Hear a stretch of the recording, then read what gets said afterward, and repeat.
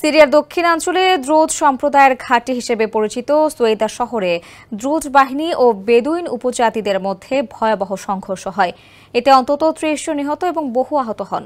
পরিস্থিতি সামাল দিতে সিরিয়ার সরকার সেখানে সেনা পাঠালে আবারও সহিংসতা ছড়িয়ে পড়ে এবং অন্তত ১৮ জন সরকারি সৈন্য প্রাণ হারায়। এই সংঘর্ষে সরকারের সঙ্গে যুক্ত ইসলামপন্থী বাহিনীগুলোও অংশ নেয়, যা দ্রুজদের আরও আতঙ্কিত করে তোলে।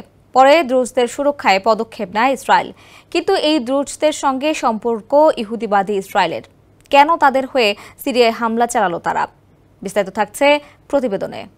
২০২৪ সালের ডিসেম্বরে বাশার আল আসাদের পতনের পর সিরিয়ায় নতুন প্রেসিডেন্ট আহমেদ আল শারা ক্ষমতায় আসেন।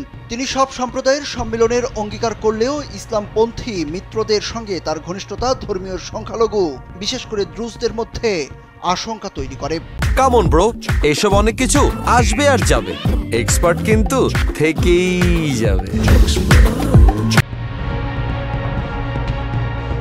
সিরিয়ায় বর্তমান প্রধান সমস্যাগুলোর একটি হলো দ্রুজদের আত্মসমর্পণ না করা এবং দ্রুজ মিলিশিয়ার বিলুপ্তি না ঘটানো। প্রেসিডেন্ট শারা জাতীয় সেনাবাহিনীর অধীনে সব মিলিশিয়াকে আনতে চাইলেও দ্রুজরা এতে রাজি হয়নি। কিন্তু কারা এই দ্রুজ? তারা কেন এত প্রভাবশালী? তাদের নিয়ে ইসরায়েলের স্বার্থই বা কি? দ্রুজরা একটি আরব ধর্মীয় গোষ্ঠী। পৃথিবীতে তাদের মোট সংখ্যা প্রায় ১০ লাখ। প্রায় ১,০০০ বছর ধরে দ্রুজ জনগোষ্ঠীর উৎপত্তি নিয়ে গবেষকরা নানা তর্ক বিতর্ক করে আসছেন। এই সম্প্রদায়ের মানুষ মূলত সিরিয়া, লেবানন ও ইসরায়েলের পাহাড়ি এলাকায় বসবাস করেন। দ্রুজ ধর্ম ৯৮৬ খ্রিস্টাব্দে ইসলামী ধারায় প্রথম আন্দোলন হিসাবে মিশরে শুরু হয়েছিল।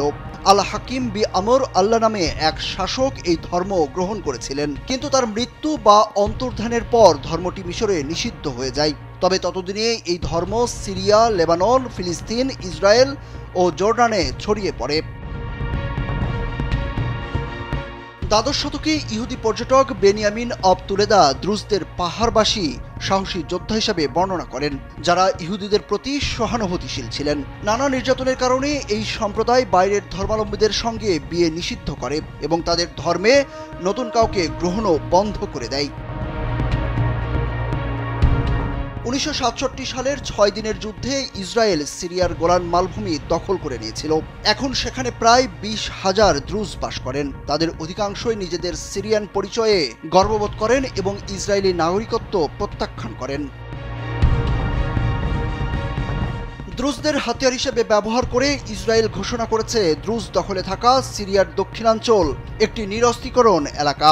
এখানে কোনো বাহিনী বা অস্ত্র মোতায়েন চলবে না। তবে সিরিয়ায় এই ঘোষণা প্রত্যাখ্যান করেছে এবং ইসরায়েলের প্রতি বারবার আক্রমণ বন্ধের আহ্বান জানিয়েছে। একটি দেশের অভ্যন্তরে ইসরায়েলের নাক গলানো পুরো অঞ্চলের জন্য একটি স্থায়ী শান্তি চুক্তির সম্ভাবনাকে দুর্বল করছে বলেও মত সিরীয়দের। বলা হচ্ছে এই অঞ্চলে আরও বিভক্তি এবং সংঘাতের বীজ বপন করছে ইসরায়েল। সুরজ আহমেদ, কালবেলা।